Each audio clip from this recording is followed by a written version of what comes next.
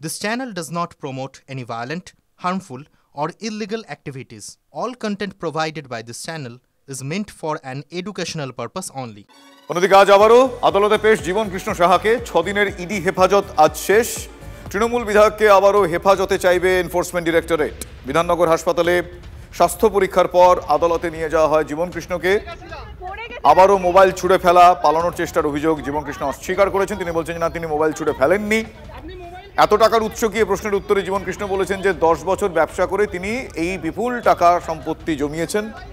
যদিও আদালতে ইডির পাল্টা সওয়াল যে চাকরি দেওয়ার নাম করে টাকা নিয়েই বিশাল সম্পত্তির মালিক হয়েছেন এই তৃণমূল বিধায়ক জীবন কৃষ্ণ সাহা। আপনি মোবাইল কেন ফেললেন? মোবাইল ফেলিনি, কতবার বলবো মোবাইল ফেলিনি। কাদা মেখেছিলেন কেন? পড়ে গেছিলাম। পড়ে গেছিলেন আপনি? পড়ে গেছিলাম।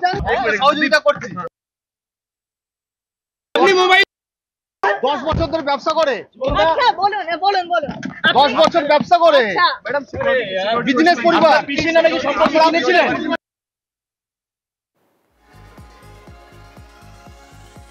অভিনেতা অঙ্কুশ হাজরাকে ইডির তলব। কর্ণাটকের গেমিং ও বেটিং অ্যাপ মামলায় অঙ্কুশকে তলব করা হয়েছে। আমরা এই খবরে থাকবো। তবে জীবন কৃষ্ণ সাহার কিছু আপডেট এই মুহূর্তে আমার সহকর্মী সুজয়ের কাছে রয়েছে। সুজয়ের কাছ থেকে জেনে নেবো, তারপর আমরা এই খবরে আসছি। সুজয়, এখনো পর্যন্ত জীবন কৃষ্ণ সাহাকে আজ আবারও আদালতে পেশ, ইডি হেফাজতে নিতে চাইবে এমনটাই এখনো পর্যন্ত মনে করা হচ্ছে, জানা যাচ্ছে। এখনো পর্যন্ত কি কি খবর আসছে? তিনি তো আবারও অস্বীকার করলেন যে তিনি নাকি মোবাইল ফোন ছুঁড়ে ফেলেননি। তাহলে আসলো কি করে পুকুর পাড়ে ফোন দুটো?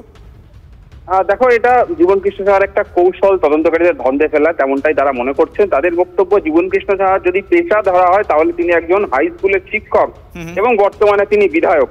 তার এখনো পর্যন্ত তার নামে লিপিবদ্ধ কোনো সংস্থা বা তার ব্যবসায়িক প্রতিষ্ঠান বা কোনো ব্যবসার কোনো তথ্য সরাসরি তার সঙ্গে যুক্ত, সেটা তদন্তকারীরা পাননি। এবং তার বাবার অর্থাৎ পৈতৃক তাদের একটি ব্যবসা রয়েছে, চালকলের ব্যবসা, যেখানে তার বাবা ইতিমধ্যেই দাবি করে রেখেছেন যে তার ওই ব্যবসার সঙ্গে দুর্নীতির কোনো যোগ নেই। ছেলের দুর্নীতির টাকা তার বাবার ব্যবসা যুক্ত হয়নি। অর্থাৎ বাবা একরকম বলছেন এবং ছেলে একরকম বলছেন। এইভাবে কৌশলগতভাবে তদন্তকারীদের একটা বিভ্রান্ত করার চেষ্টা। যে অভিযোগটা ইডি প্রথম থেকে বলছে, তিনি তদন্তে সহযোগিতা করছেন না এবং তিনি এই তার সমস্ত যে কালো টাকা, যেটা চাকরি বিক্রি করে তিনি যে টাকা তার পকেটে ঢুকেছিল, সেই টাকায় বেনামে সম্পত্তি কিনেছেন, নগদে সম্পত্তি কিনেছেন এবং সেই কারণেই তার নামে প্রচুর সম্পত্তি সংক্রান্ত নথি তারা বাজেয়াপ্ত করতে সক্ষম হয়েছেন। তবে আরো তদন্ত করা প্রয়োজন, সেজন্যই এই জীবন কৃষ্ণ সাহাকে আজকে আবার নতুন করে হেফাজতে চাইবে এনফোর্সমেন্ট ডিরেক্টরেট এবং তার বিরুদ্ধে যে সমস্ত অভিযোগ আগের দিন তারা এনেছিল সেই একই অভিযোগ, অর্থাৎ তদন্তে সহযোগিতা না করা এবং প্রমাণ লোপাট করার চেষ্টা, এই সংক্রান্ত অভিযোগগুলোকে সামনে রেখেই আবার নতুন করে নিজেদের হেফাজতে চাইবে এনফোর্সমেন্ট ডিরেক্টরেট। ধন্যবাদ সুজয়।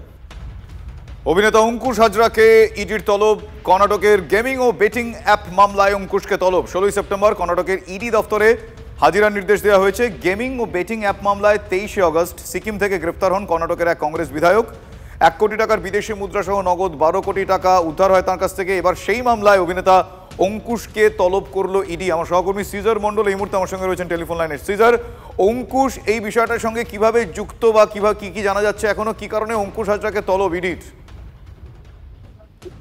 দেখো, বেটিং অ্যাপ মামলায় ইতিমধ্যেই দক্ষিণ ভারতের একাধিক বিখ্যাত ফিল্ম আর্টিস্ট এবং সেখানকার যারা এই চলচ্চিত্র জগতের লোকজন রয়েছেন তারা অনেকেরই নাম জড়িয়েছে। রানা দুর্গাবাটি থেকে শুরু করে একাধিক ব্যক্তির। এবং যেটা জানা যাচ্ছে, এই বেটিং অ্যাপগুলো প্রমোশনের ক্ষেত্রে তারা যথেষ্ট সহযোগিতা করেছিলেন এবং তাদেরকে ব্যবহার করা হয়েছিল এই অ্যাপগুলো প্রমোশনের ক্ষেত্রে এবং তারা আর্থিকভাবে লাভবান হয়েছিলেন। এবং এই মুহূর্তে দক্ষিণ ভারত ছাড়িয়ে টলিউডেও সেই বেটিং অ্যাপের ছায়া পড়লো। অঙ্কুশ হাজরা, যিনি টলিউডের অভিনেতা, তাকে আগামী 16 সেপ্টেম্বর এই মামলায় সমন করা হয়েছে। তিনি কিভাবে এই বেটিং অ্যাপ সঙ্গে যুক্ত ছিলেন বা তিনি কতটা আর্থিকভাবে লাভবান হয়েছিলেন, কার মাধ্যমে যোগাযোগ, এই বিষয়গুলি স্পষ্ট করতে চান তদন্তকারীরা এবং সেই কারণে আগামী 16 সেপ্টেম্বর তাকে জিজ্ঞাসাবাদের জন্য ডাকা হয়েছে কর্ণাটক অথবা দিল্লি ইডি অফিসে। ধন্যবাদ সুজয়।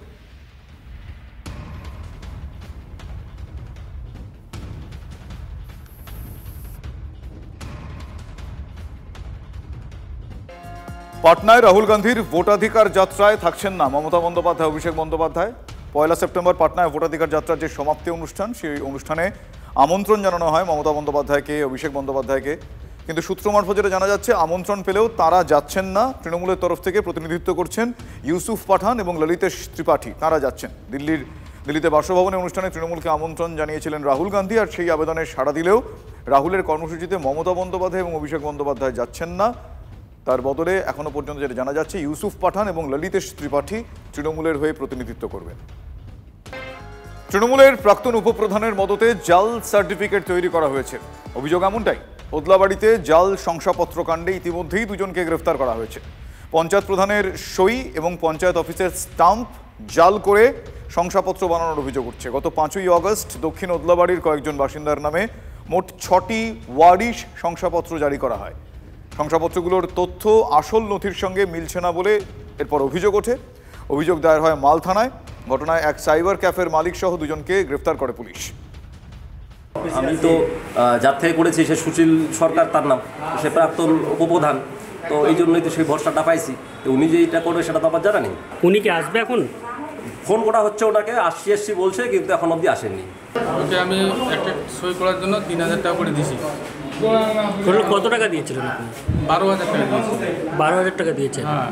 এখন উনি কোথা থেকে করেছে এটা আমার জানা নেই। আপনি ডাইরেক্ট অঞ্চলে না এসে অন্য কাউকে দিলেন কেন? আমার না জানা নাই। আমার একজন এসেছিলেন আমাদের কাছে, মানে লিগ্যাল হেয়ার সার্টিফিকেট নিয়ে। আনার পরে আমরা দেখতে পাচ্ছি যে ফরম্যাটটিও আমাদের গ্রাম পঞ্চায়েতের না, এবং যে সইটি ছিল তাতে সেটিও আমার মানে যিনি লিগ্যাল হেয়ার সার্টিফিকেট ইস্যু করেছেন তিনি আসেননি। তিনি কোনো একজনকে কারো মারফত ওটা করিয়েছিলেন। টলিগঞ্জের মুর অ্যাভিনিউতে এক বৃদ্ধের রহস্য মৃত্যু। বহুতলের ছাদ থেকে তিনি পড়ে গিয়ে তার মৃত্যু হয়েছে। এমআর বাঙুর হাসপাতালে তাকে নিয়ে যাওয়া হয়। তখন চিকিৎসকরা তাকে মৃত বলে ঘোষণা করেন। এটা দুর্ঘটনা নাকি আত্মহত্যা, মৃত্যুর পিছনে কোন রহস্য, পুলিশ খতিয়ে দেখার চেষ্টা করছে। রিজেন্ট পার্ক থানা এলাকার মুর এভিনিউয়ে 5 তলার ছাদ থেকে নিচে পড়ে ব্যবসায়ীর মৃত্যুকে কেন্দ্র করে ইতিমধ্যেই রহস্য দানা বাঁধতে শুরু করেছে। আর আমরা ঠিক যে জায়গাতে দাঁড়িয়ে রয়েছি, এই যে 5 তলা বহুতল আমরা দেখতে পাচ্ছি, 17/2 বনসাল হাউস, এই বাড়িরই 5 তলার ছাদ থেকে এদিন সকাল 7টা নাগাদ, যেটা পুলিশ সূত্রে জানা যাচ্ছে, যে ছাদের ওপর থেকে আচমকাই মোহন ভগত নামে 72 বছর বয়সী বৃদ্ধ তিনি নিচে পড়ে যান। এবং এখানকার যারা নিরাপত্তা রক্ষীরা রয়েছেন তারা একটা ভারী কিছু নিচে পড়ার শব্দ শুনে ছুটে আসেন এবং আসার পর মোহন ভগতকে রক্তাক্ত অবস্থায় দেখতে পান এবং পুলিশকে খবর দেওয়া হয়। রিজেন্ট পার্ক থানার পুলিশ ঘটনাস্থলে পৌঁছে মোহন ভগতকে রক্তাক্ত অবস্থায় উদ্ধার করে এমআর বাঙুর হাসপাতালে পাঠায় এবং সেখানে নিয়ে যাওয়া হলে চিকিৎসকেরা তাকে মৃত বলে ঘোষণা করে। এবং ইতিমধ্যেই আমরা যেটা দেখতে পাচ্ছি যে রিজেন্ট পার্ক থানার যারা তদন্তকারী আধিকারিকরা রয়েছেন তারা যে জায়গাতে ছাদের উপর থেকে নিচে পড়ে গিয়েছিলেন মোহন ভগত নামের ওই ব্যবসায়ী, সেই জায়গাটিকে ঘিরে রাখা হয়েছে। অন্যদিকে ময়নাতদন্তের রিপোর্ট হাতে এলেই ঠিক কীভাবে ওই বৃদ্ধের বা ব্যবসায়ীর মৃত্যু হলো সেই বিষয়টা সম্পূর্ণরূপে স্পষ্ট হবে বলেই পুলিশের তরফ থেকে দাবি করা হচ্ছে। ক্যামেরায় গৌরবের সঙ্গে সুপ্রিয় গুহ, TV9 বাংলা।